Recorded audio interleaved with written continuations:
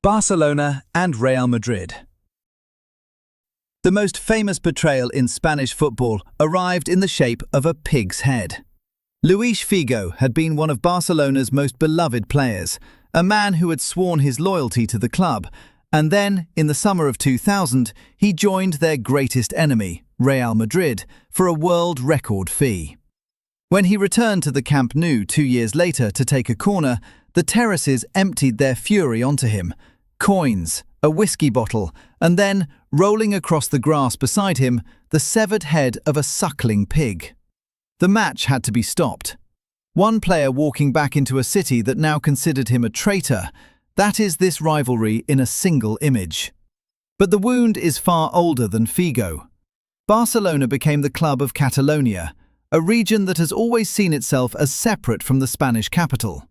Real Madrid became tied to that centre, to established power. It's often said Madrid was simply Franco's team. The truth is messier, but the symbolism stuck to both clubs regardless.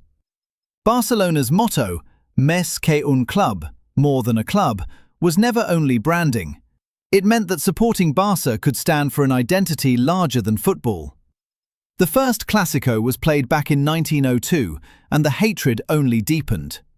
In 1953, both clubs signed the same player, Alfredo Di Stefano.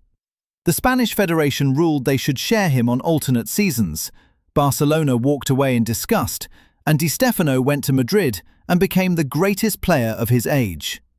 Decades later came Guardiola against Mourinho, Messi against Ronaldo, and a 5-0 humiliation of Madrid at the Camp Nou. Neither club simply wants to win. Each wants its idea of football, and of Spain itself, proven superior. And they do it all again this season. On the 25th of October, Jose Mourinho, the man who was in the Madrid dugout for that 5-0, walks back into the Camp Nou for the first Clásico of the new campaign.